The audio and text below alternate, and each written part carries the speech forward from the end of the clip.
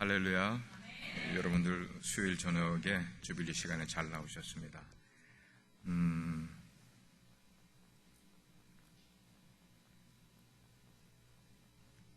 한국에서 어떤 대형 사고들이 터질 때 그 중심에 기독교의 신앙에 오래된 연륜 있는 사람들의 이름들이 거론되는 것 우리가 많이 들어왔었습니다.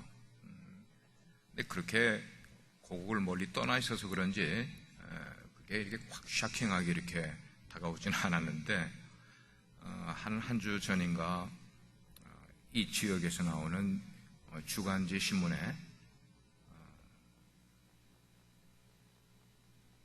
우리 한 그 교포 이름이 꽤 알려지신 분이 검거가 됐는데 그 검거된 이유가 뭐냐면 마약 소지와 마약 유통에 관한 거액의 마약을 가지고 있다가 FBI가 한 3년 동안 계속해서 그 냄새를 맡고 추적을 하다가 결국은 미용실에서 그 부인이 미용실을 하고 계신 분이었는데 그 미용실에서 어마어마한 양의 마약이 발견이 돼서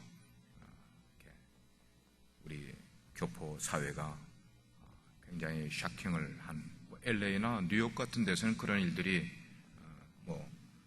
가끔씩 일어납니다만은 적어도 달라스 지역에서는 한 번도 그런 일이 없었었는데 이번에 그런 일이 터졌단 말이에요.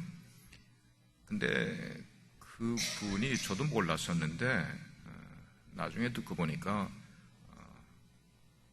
이 지역에 있는 어느 교회의 장로님이시고 그분이 교회에 상당히 그 중추적인 역할을 감당하고 계신 분이었다는 그 얘기를 들으면서 또 한 번 이렇게 샥을 얻게 됐어요.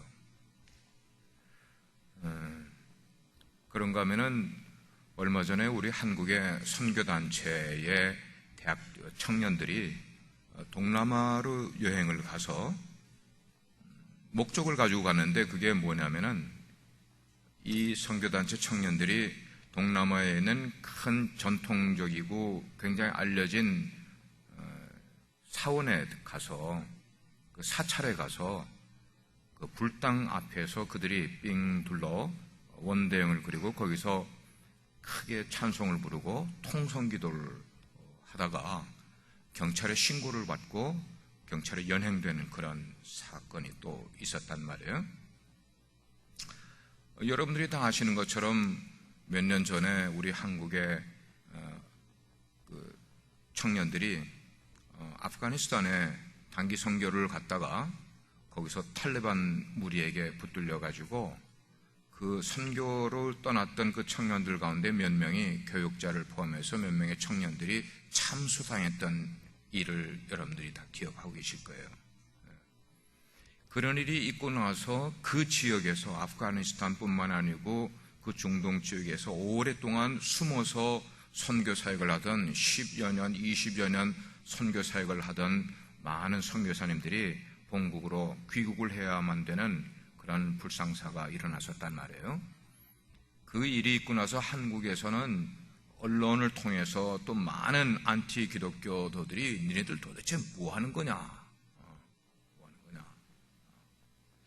그래서 이런 게 이제 그때 이렇게 나오는 말이 뭐냐면 무례한 기독교라는 단어가 그때 나오기 시작을 했어요. 무례한 기독교.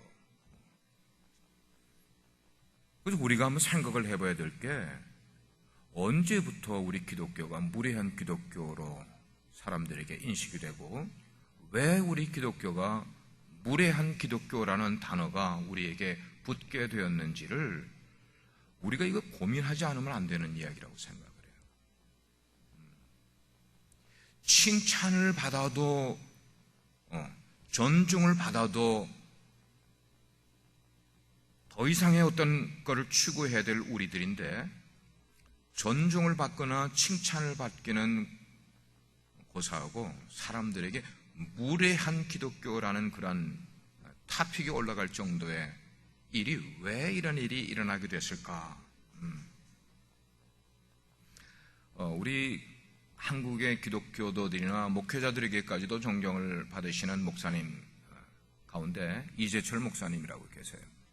그 이재철 목사님이 선교사 가정을 동남아 지역에 있는 많은 선교사 가정을 한 200여 명의 그 부부들을 이끌어가는 그런 컨퍼런스에서 주강사로 가셔서 강의를 하시는 가운데 지금 제가 기억이 나는 게, 제가 CD를 들었는데, 여러분 사역을 하시면서 말씀 전파만 하지 말고 절대로 사람들에게 무례함을 보이지 마십시오.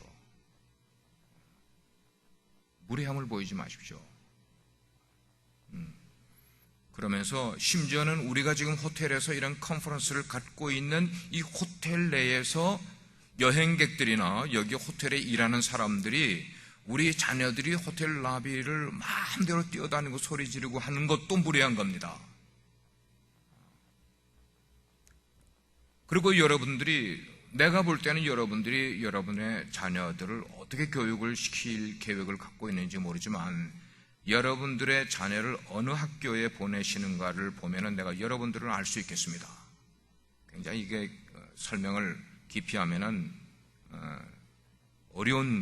하기 어려운 그런 말씀을 그분이 선교사들 대놓고 그냥 말씀을 하시는 것을 들었어요. 우리 기독교가 왜 이렇게 됐을까? 질문은 뭐냐면은, 우리가 구원받은 다음에 그럼 모든 게 다 끝났습니까? 라고 하는 질문이 생기는 거예요. 여러분들 어떻게 생각하세요? 우리가 예수 믿고 구원받으면은 다 끝났습니까? 대답은 아니에요. 우린 끝난 게 결코 아니에요. 새로운 시작을 하는 거예요. 끝난 게 아니라 새로운 시작을 하는 거예요. 우리 기독교인들은 구원받은 이후에 우리 각자가 그 다음부터 추구해야 될 것을 성경이 말씀을 하고 있는데, 그게 뭐냐면 덕을 추구해야 되고 성품을 개발해야 되는 일을 하나님이 우리에게 말씀을 해주셨어요. 그래서 덕을 추구함으로 예수 믿기 전에 내가 살아왔던 그런 생활 방식이 이제는 예수님이 우리에게 말씀해 주신 생활 방식으로 변화가 일어나야 되는 거예요. 그게 우리가 덕을 더 쌓아가야 되고, 예수 믿기 전에 충분하게 덕을 쌓고 남들에게 욕먹지 않는 삶을 살아왔던 사람들도 예수 믿고 난 다음에 더 높은 덕을 추구해야 되고, 더 좋은 성품을 추구하면서 그 일들을 만들어가서 점점 더 변화된 삶을 살아가야 된다는 거예요. 그래서 예수를 믿어서 고린도후서 5장 17절에 말씀하시는 대로 우리가 새로운 피조물이 되었다. 우리가 새로운 피조물이 되었다. 그러면 그때부터는 우리가 제2의 인생을 살아가야 되는 거예요. 제2의 인생을. 근데 이 제2의 인생을 살아가기 위해서는, 그것도 바르게 살아가기 위해서는 우리의 옛 성품대로 살아가면 절대로 안 되는 거예요. 이전에 예수 믿기 전에 쌓아왔던 나의 인생의 덕이라고 생각하는 정도만 가지고 살아도 안 된다는 거죠. 제2의 인생을 다시 살아가게 될 때는, 이전에 내가 착하게 살아왔어도, 내가 성품 좋게 살아왔어도 예수 믿은 다음부터 새로운 피조물이 된 그 다음부터 제2의 인생을 살아갈 그때부터는 더 높은 차원의 인생과 덕을 우리가 목표를 두면서 계속 노력해야 되는 거예요. 계속 노력해야 돼요. 만약에 이것이 내가 예수를 믿은 다음에도 전혀 그런 거에 더 높은 차원의 덕을, 성품을 개발하려고 하고 쌓아가려고 노력하지 않는다면 우리의 신앙생활은, 그 다음에 뭐 제가 설명할 이유가 없어요. 여러분들은 너무 잘 알고 계셔요. 제가 하면 여러분들 어까지 다 이해하실 분들이란 말이죠. 우리 사람들은 태어나면은 세 가지를 우리가 구분을 해야 되는데, 하나는 기질이 있고 성격이 있고 성품이 있어요. 기질이라는 것은 우리가 태어날 때 부모로부터 물려받은 거예요. 어떤 사람은 내성적인 사람, 그거 물려받은 거예요. 외향적인 것도 물려받은 거예요. 그래서 우리가 기질을 나눌 때 뭐 담즙질, 점액질, 우울질 뭐 이런 거 이렇게 나누는 게 이게 기질인 거예요. 기질은 타고나는 것. 그 다음에 우리의 성격이라는 것은 그렇게 부모로부터 타고난 기질이 다른 사람들에게 나타나 보여지는 것, 이게 성격인 거예요. 그 성품은 뭐냐?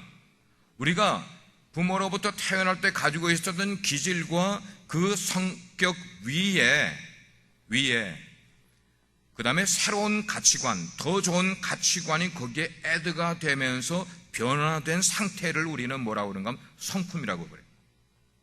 그러면 여러분, 우리가 어떤 말을 표현을 하더라도 성품이라는 것은 예수 그리스도의 가치관이 내게 들어와서 새로운 가치관이 애드가 돼서 그것이 나로 점점 디벨로프 하기 전엔 그걸 성품이라고 표현할 수가 없는 거예요. 성격이라고 이야기를 해야지. 우리가 나쁘게 뭐 이렇게 표현하는 그런 일들은 그건 성격이지 절대 성품이 아닌 거예요. 성경은 우리에게 성품을 개발하라고 말씀을 하고 있어요. 사도 바울이 지금 빌립보 교회의 거의 마지막 서신의 4장의 이야기를 하면서 처음에 이야기한 것은 유오디아와 순두계에 대한 이야기를 했었다면, 제가 지난 수요일 날 깊이 그 두 사람에 대한 거 다루지 않았어도 여러분 이미 그런 그 두 사람에 대한 얘기를 알고 계실 줄 믿고요. 두 사람 다 교회에서 굉장히 열심히 일하는 두 여성도들인데 다툼이 생겼어. 열심 속에서 다툼이 생겼단 말이에요. 그게 교회에 적지 않이 어려움과 파장을 주는 그런 일들 사도 바울의 귀에 들렸을 때 사도 바울이 감옥에서 편지를 쓰면서 안타까운 마음으로 유오디아와 순두계 너희들은 같은 마음을 가지라 이 말이에요. 같은 마음을 가지라. 누구를 통하여 같은 마음을 가지라는 거죠? In Christ. 그리스도 안에서 같은 마음을 가지라 쭉 설명을 하다가 사도 바울이 이참에 내가 빌립보 교회 성도들에게 성품에 대한 이야기를 좀 해줘야겠다. 덕을 쌓는 것에 대한 이야기를 좀 해줘야 되겠다. 그래서 나온 얘기가 지금 8절의 이야기가 그렇게 나온 거죠. 우린 지금 8절을 보고 있는 거예요. 그래서 우리는 이 성품을 적극적으로 개발을 해야 되고 우리의 인생의 덕을 좀 더 적극적으로 쌓으려고 노력을 하는 것이 이게 주님이 기뻐하시는 신앙생활은 바로 그런 모습인 것을 성경이 우리에게 말씀을 해주고 있어요. 이 성화라는 것, 좋은 성품을 가지는 것, 이것은 저절로 만들어지는 게 결코 아니라는 거예요. 태어나면서부터 가지고 나오는 성품은 없어요. 지속적으로 훈련을 통해서 그리고 우리의 반복을 통해서 우리 몸에 배어져서 그 사람과 대화를 하면은 그 사람과 교제를 하면은 저절로 그 사람의 성품이 내게 묻어나온다는 그런 표현이 나올 정도로 성품이라는 것은 교제 속에서 관계 속에서 그냥 흘러나가는 것이고 그냥 냄새나게 돼 있는 그런 것이 성품이라는 거예요. 그 변화된 성품은 누구에게 영향을 주느냐? 첫째는 자기 자신에게 좋은 영향을 줘. 성품이 되면은. 두 번째는 그 사람에게서 나오는 성품을 통해서 그 주변에 있는 사람들에게 좋은 영향을 주게 되어 있어요. 그래서 주변에 사람들이 모이게 되어 있고 사람 중심으로 해서 좋은 성품이 있는 사람 중심으로 해서 사람들이 모이면은 사람들이 기뻐하게 되어 있어요. 이게 좋은 성품을 가진 사람의 모습인 거예요.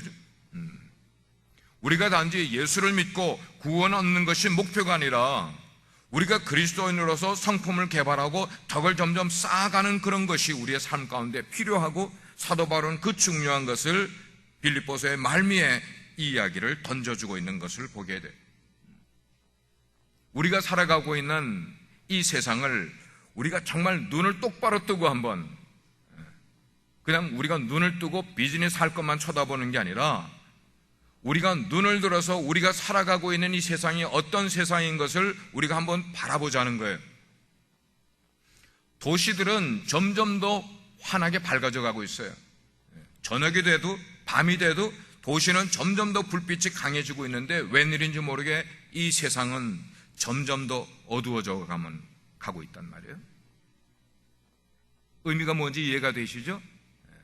세상의 문화가 우리의 귀와 우리의 눈과 우리의 마음을 얼마나 즐겁게 만들어주고 얼마나 흥미롭게 만들어주고 얼마나 재미있게 만들어주는데 웬걸 이렇게 재미를 주는 세상의 문화가 우리 속에 들어가 우리들의 마음을 점점 더 악하게 만들어주고 있고 점점 더 냄새나게 만들어주고 있고 이 세상 문화가 우리 속에 들어가면 들어갈수록 많이 들어가면 들어갈수록 우리의 마음이 점점 더 하나님과는 멀어진 삶을 살아가게끔 우리를 드라이브하게 되어 있더란 말이죠. 웬일인가? 우리가 좋아하는 건데, 우리가 들으면 즐거운 건데, 눈으로 보면 너무나 즐거운 것인데, 그것들을 많이 먹으면 먹을수록 우리의 마음속에 점점 더 썩어가고 있는 것들이, 냄새나고 있는 것들이 점점 더 많아지고 있으니 웬일인가? 저는 그 프로그램을 한국 TV를 보질 않으니까 삼시세끼라는 게 있다고 그래. 한국의 프로그램 가운데 젊은이들이 많이 보는. 근데 그 삼시세끼에 나오는 그 PD가 의도적으로 거기에 화면을 클로즈업 시키는데, 그 클로즈업 시키는 뒤에 보면은 한국 프로그램인데도 불구하고 그러니까 완전히 그 사탄적인 것들이 계속해서 화면에 크게 클로즈업으로 잡히고 있다는 거예요. 여러분, 그거 노리스 한 사람 계세요? 삼시세끼 보시는 분들. PD가 의도적으로 사탄적인 그런 내용들을 벽에다가 걸어놓고 클로즈업 시키면서 사람들에게 의도적으로 사람들의 시선에 그런 것들이 들어가게끔 만들어주는데, 그런 영향을 받은 사람들은 그런 것들이 우리 속에 들어가 우리 속에서 사탄적인 것들을 쌓아가고 있고 씨를 심어가고 있는 것을 시청자들은 모르고 깔깔거리고 웃고 있단 말이죠.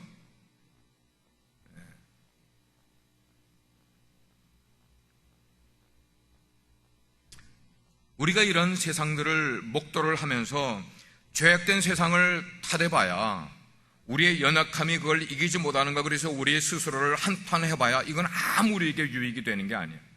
한탄은 한탄으로 끝나는 것이고, 세상이 죄악된 거 그거 아는 거 그냥 아는 것으로 끝나는 것이지 우리에게 유익되는 거 하나도 없어요. 하나님께서 우리를 구원하신 목적이 뭐냐면은, 우리를 이 죄악되고 어두운 세상에 우리를 구원하셔서 너희들 봐라, 내가 만들어 놓은 세상이 얼마나 어두워져 있느냐, 그러니 너희가 구원을 받았으니 이 어두운 세상에 들어가서 뭐 하라는 거예요? 빛을 발하라는 거죠. 썩어져가고 냄새나는 이 세상, 그 가운데 너희들이 그 썩어져가는 것을 막을 수 있는 그런 역할들을 너희가 좀 하라. 그 일을 위해서 우리를 구원을 시켰건만 우리가 그 하나님의 마음을 너무나 모르고 있는 것 같아요. 너무나 모르고 있는. 그래서 여러분들 요즘 장 목사의 설교를 여러분들이 귀담아 좀 들으셔야 돼요. 왜냐하면 목회를 오랫동안 해오면서 요즘 들어 제가 많은 것들을 깨달아요. 이전에는 깨닫지 못하고 하던 목회를 이제는 깨닫고 하고 깨달으면서 말씀을 전하고 있다는 생각이 들어요, 제가. 그러니까 이때의 귀를 여러분들이 기울이셔야 된다는 거예요. 오늘 우리가 읽은 이 짧은 본문 속에 나오는 몇 가지의 요소들, 이것이 바로 이 세상에서 우리가 빛과 소금이 되게 하기 위해서 갖춰야 될 덕이라고 하나님이 사도 바울을 통해서 빌립보 교회에게, 그리고 21세기 사는 우리들에게 주는 것이라고 생각을 해요. 먼저 사도 바울은 이렇게 이야기해요. Think about such things. 이것들을 생각하라 하는 말을 8절의 제일 마지막에 그렇게 말하고 있어요. 여기에 옳으며 참되며 아름다우며 사랑스러우며 쭉 열거를 7가지를 하다가 그 마지막에 이것들을 생각하라, 이것들을 생각하라. 우리가 신앙생활을 잘 하는 사람이라면 먼저는 이런 것들을 생각할 수 있는 마음이 우리 가운데 있어야 돼요. 생각할 수 있는 마음. 여러분, 하나님의 말씀을 자꾸만 생각할 수 있는 그런 마음. 그래서 처음에 나온 것이 무엇이든지 참되어야 된다. 참되어야 된다. 모든 면에서 우리가 살아가는 생각이나 행동이나 우리의 삶 모든 것에서 하나님의 말씀이 주는 규칙이 있고 스탠더드가 있고, 그런 것들과 우리의 삶이 일치되는 그런 삶을 살아야 된다는 거예요. 왜냐하면 우리는 하나님을 믿는 사람들이기 때문에.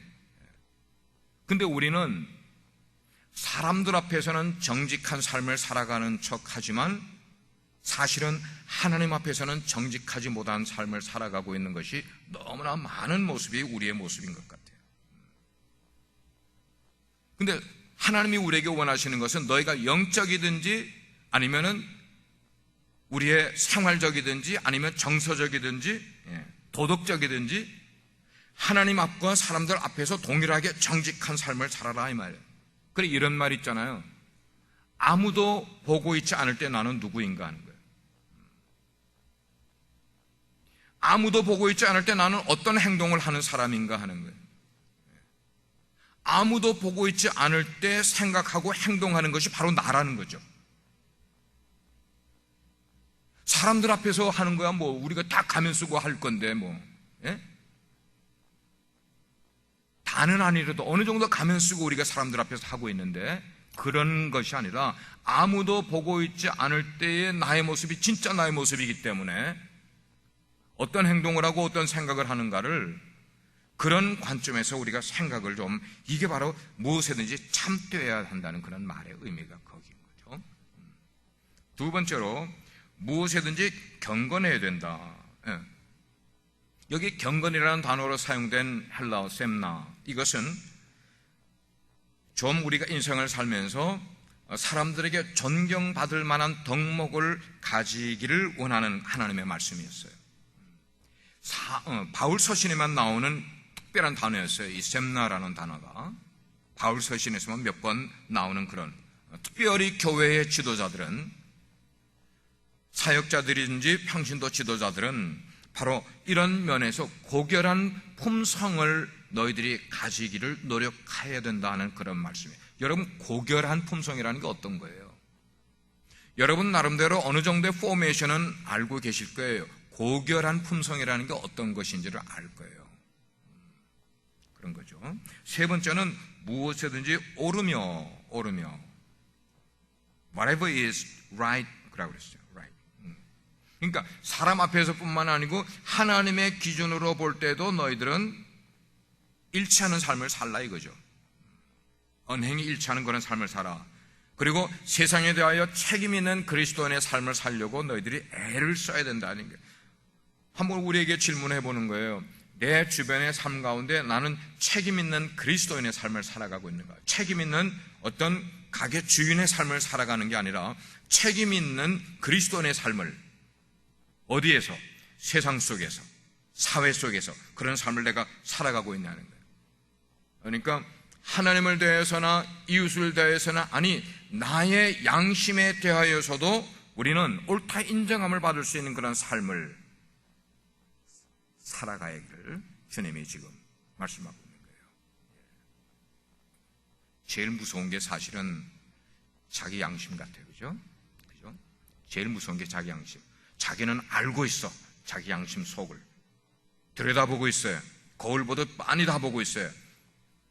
어떤 면에서는 하나님도 눈 가리고 아웅하는 것처럼 속이고 살아가고 내 이웃과 내 가족들까지도 아웅하면서 속이면서 살아가고 있는 것 같은데 여전히 자기를 보는 눈이 있어. 누구예요? 자기 양심은 자기를 보고 있단 말이에요. 그런 삶에서 바른 삶을 살도록 노력하라. 넷째는 무엇이든지 정결해야 된다. 여기 정결하다는 것은 그냥 다른 말로 표현하면 깨끗한 거예요. 깨끗한 거. 그러니까 하나님 앞에 나갈 수 있을 만큼 충분한 깨끗함을 말하는 거예요. 그런 것을 추구하면서 살아가는 거예요. 우리가 잘 부르는 복음성가, 저도 이 복음성가 참 좋아하는데 정결한 마음 주시옵소서 오 주님 정직한 영을 새롭게 하소서. 그 다음에 나오는 게 뭐예요? 나를 주님 앞에서 멀리 하지 마옵시고. 와, 그 단어가 무척 제 마음에 와닿았어요. 우리가 정결하지 않으면 하나님 앞에 나갈 자격이 없다는 말씀인 거예요. 그러므로 주님 나에게 정직한 영을 주시고 정결한 마음을 나에게 주셔서 하나님 앞에 나갈 때 두려워하지 않고 나갈 수 있게 해 주시옵소서. 주 앞에서 나를 멀리하게 하지 마시옵소서. 나를 어떻게 만들어 주셔서요? 정결하게 만들어 주셔서. 이것은 우리가 도덕적으로나 영적으로 우리 가운데 어떠한 불결함이 껴들어 있어서는 안 된다는 그런 말씀이죠. 구원 얻은 우리는 어떻게 해야 정결함을 우리의 삶 가운데 가지고 살아갈 수 있을까? 우리는 과연 어떻게 살아가는 것이 하나님을 바라보지 않고는 우리는 정결함을 흉내낼 수가 없는 것임을 성경이 우리에게 말씀하고 있어요. 하나님을 바라보지 않으면, 그래서 오늘 찬송을 부르면서 속에서 그 생각이 팍팍팍 올라오는 거예요. 우리가 지금 신앙생활 하기 어려운 이유는 우리 신앙생활 가운데 절반만이라도 하나님을 생각하는 것이 있다면은, 그리고 나머지 절반을 세상을 생각하는 것이 있어도 우리의 신앙생활은 그대로 원만하게 좀 나갈 것 같은데, 우리의 삶, 24시간의 삶 가운데 내 정신세계를 지배하고 있는 것 가운데 하나님과 그리고 하나님을 생각하는 부분이 너무 적어. 그 너무 적은 것이 많은 분량의 세상을 생각하는 생각을 이겨낼 수 없는 그런 삶을 우리가 살아가고 있는 것 같아요. 그러니까 우리의 신앙생활이 힘들 수밖에. 절반만 되면은 그래도 우리의 신앙이 정말 잘 만들어 가려고 애를 쓰면 그게 되는 것 같은 삶이 될 텐데, 신앙생활이.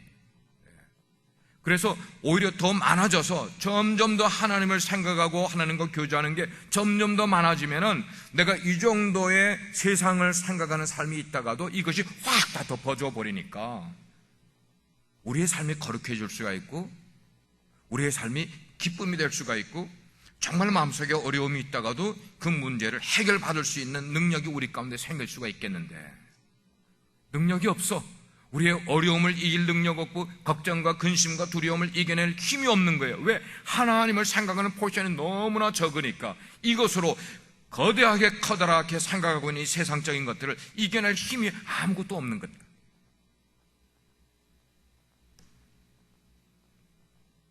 마태복음 5장 3절에 보면 이런 말씀이 있어요. 마음이 청결한 자는 하나님을 볼 것이며, 마음이 깨끗하게 된 자는 하나님을 볼 수 있으니까 하나님의 영향력이 계속해서 나에게 쏟아져 오는 거야. 계속해서 흘러 들어오는 거예요. 그런데 하나님을 보지 못하니까, 하나님을 만나지 못하니까 하나님의 영향력이 나에게 오지를 못한 거예요. 완전 두절돼 버려서 두절이 뭐예요? 끊어져 버린 거예요. 하나님의 영향력이 내 삶에 두절돼 버리니까 내 스스로의 삶으로 어떻게 능력 있게 살아갈 수 있어요?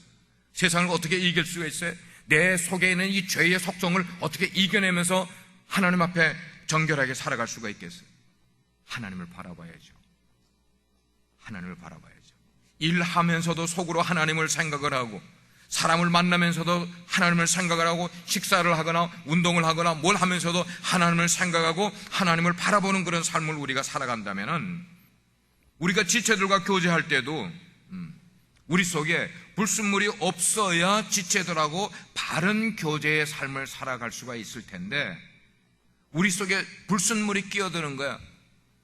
사람들을 만나는 것도 어떤 인텐션이 있어서 사람들을 만나는 거예요. 어떤 목적을 가지고 사람들을 만나. 식사를 한번 하는 것도 어떤 목적이 있어서 그 사람을 만나서 인텐션이 거기 들어가요. 이게 뭐냐면 불순물이 들어가는 거예요. 온전한 교제가 없어.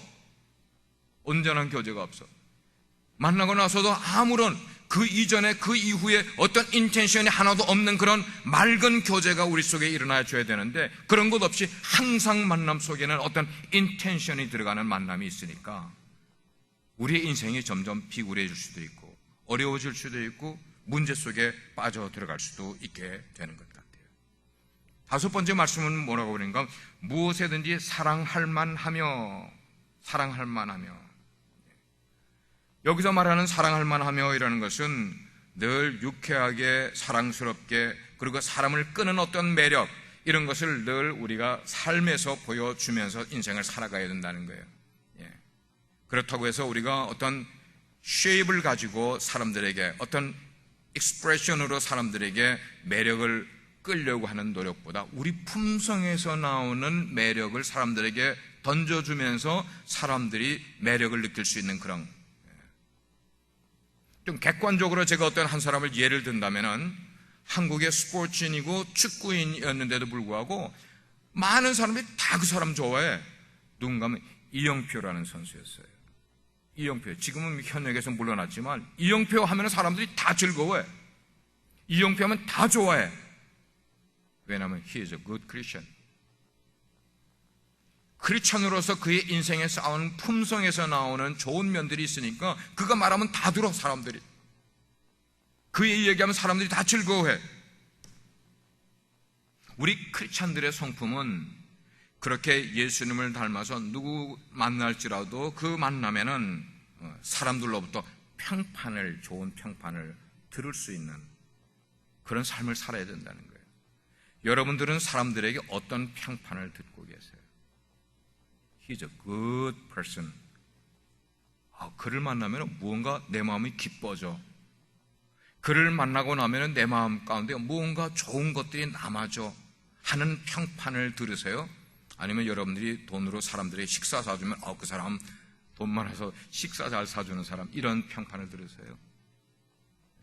우리는 여기서 말하는 무엇이든지 사랑할 만하며, 그 말은 우리 크리스찬들의 성품이 드러나서 그것이 예수님을 닮은 평판에 대해서 누구든지 나를 대하면 나를 대하는 사람이 좋아하고, 그렇지 않고 그 사람을 만나면 그냥 삐죽거리기나 하고 남 얘기나 하고, 그러면 누가 우리에게 좋은 평판을 이야기하겠습니까? 여섯 번째는 무엇이든지 칭찬할 만하며. 그것은 우리의 말이나 우리의 행동이 부정적으로 말하는 것이나 파괴적으로 말하는 게 아니라 정말로 참신하면서도 건설적인 말을 하는 그런 모습을 여기서 말하고 있어요. 말 한마디를 해도 고상하게 말을 하고 건설적인 그런 말. 언젠가 제가 목회를 할 때 어느 한 집사님이 저에게 찾아왔어요. 목사님, 제가 사람들하고 대화를 잘 못해요. 그래서 이어가지를 못하니까 자꾸만 피해요. 그래서 제가 사람을 피해요. 근데 목사님하고 좀 교제하면서 대화하는 법을 좀 배우고 싶어요. 누구하고도 스스럼 없이 대화할 수 있는 그런 거. 그래서 몇 번 그런 시간을 가지긴 했습니다만, 여러분, 우리가 인생을 살아갈 때, 특히 그리스도인으로 살아갈 때 대화법을 좀 배워야 돼요. 어른이 돼서도 나이가 됐어도 의외로 이 대화법에 대한 이게 훈련이 안 돼 있어서 대화를 매끄럽게 하지 못해서 내 속에는 좋은 마음을 가지고 있는데 내 말이 좋지 않게 말이 나가는 그런 모습, 말투도 그런 모습, 이것 때문에 사람들에게 오해를 많이 받는 이런 모습, 이건 뭔가 대화법이 지금 부족한 거예요. 대화법을 배워야 되고, 사람들을 관계하는 이 관계, 사람들을 관계하는 이런 것, 펠로십을 잘하는 그런 것도 우리가 배워야 돼요. 왜냐하면 그런 걸 배우면 점점 더 우리의 성품이 키워지는 것이기 때문에 이런 것들을 만들어 갈 수 있어야만 된다는 거예요. 그래서 우리가 사람들에게 좋은 평판을 받는 그런 삶을 살면은 그 삶을 통하여서 누가 영광을 받으십니까? 하나님이 영광 받으시고 예수님이. 그러니까 우리가 어떤 일을 하든지 범사에 우리의 말이나 우리의 행동, 그런 것에서 매사에 정말 사실은 진중하게 하는 게 필요한 거예요. 진중하게 하는 게 필요한 거예요. 에베소 6장에 보면은 그런 말이 있어요. 상전에게 순종하기를 죽게 하듯 하고 사람들에게 하지 말라. 이게 뭔가 하면 어떻게 하라는 거예요? 진중하게 대하라는 거죠. 상전들도 너희 종들을 대할 때 똑같이 그렇게 하라. 위에 사람이라고 해서 밑에 사람을 아무렇게나 대하는 게 아니라 그렇게 대하라. 마지막으로 무슨 덕이 있든지 무슨 기림이 있든지 이것들을 생각해야 된다. 여기에 덕이라는 것은 도덕적으로 탁월한 것을 의미를 하고 있어요. 우리가 인생을 살면서 좀 도덕적으로 탁월한 삶을 살게끔. 그리고 기림, 이게 한국말로 기림이라는 단어가 사실 별로 없어요. 쓰지를 않아. 여기 기림이라는 것은 도덕적으로 사람들에게 인정을 받아서 그로 하여금 좋은 평판을 듣고 칭찬을 받는 것, 이게 기림이에요. 기림. 영어 성경에 보니까 praiseworthy 그렇게 나와 있어요. praiseworthy. 사람들에게 인정을 받아서 칭찬받고 존경받는 그런 모습. 바울은 이렇게 몇 가지의 덕을 우리에게 설명을 하면서 우리가 이런 덕을 계속해서 디벨롭하려고 노력하면서 살게 될 때에 크리스찬으로서 부끄럽지 않은 삶을 살 뿐만 아니고 주님을 영광 돌리는 삶을 살게 된다고 말씀을 하고 있어요. 오늘 살아가는 우리 성도들, 저와 여러분들은 이런 바울의 가르침을 우리가 한번 생각을 하면서 영적인 면에서든지 도덕적인 면에서든지 언제나 우리가 좀 탁월하게 생각을 할 줄 알고, 두 번째는 탁월하게 행동할 줄 아는 그런 모습이 우리 가운데 필요한 거예요. 우리가 같이 신앙생활을 하는데도 불구하고 남이야 망하든지 말든지 전혀 상관없이 나만 그냥 흥하면 된다. 내가 하나님 앞에서 나만 열심히 해가지고 복을 받으면 되지 딴 사람이 복 받는 건 난 상관이 없어. 이 너무나 이기적인 그런 모습, 이게 우리 신앙생활에도 그냥 들어와 있는지도 모르겠어요. 그거는 덕스러운 모습도 아니고 좋은 그리스도인의 성품이라고 볼 수도 없어요. 그런 것들을 9절에 가서 사도 바울이 이것들 행하라. 그래서 사도 바울이 example로 내 삶을 본받으면서 너희는 내게 배운 것을 행하고, 나에게 받은 것을 행하고, 나에게 들은 것을 행하고, 나에게서 본 바를 행하라. 계속해서 그걸 행하라라고. 그러니까 첫 번째 우리 신앙생활에 성품을 쌓는 일에 중요한 것은 이런 것들을 생각하자는 거죠. 여러분, 행동하기 전에 생각하고, 말하기 전에 생각하고. 그래서 내가 말이나 행동에서 실수가 많은 사람이라고 생각하는 분일수록 반박자 느리게 행동을 하면 좋아요. 한번 먼저 생각을 하는 거야. 이것이 내가 이렇게 말하면은 상대방에게 어떨까 하는 것을 미리 훈련이 될 때까지 반박자 느리게 말하고 행동하는 습관을 하면서 노력을 하는 거예요. 셀프 컨트롤 하는 노력을 하고, 그것이 하나님의 말씀으로.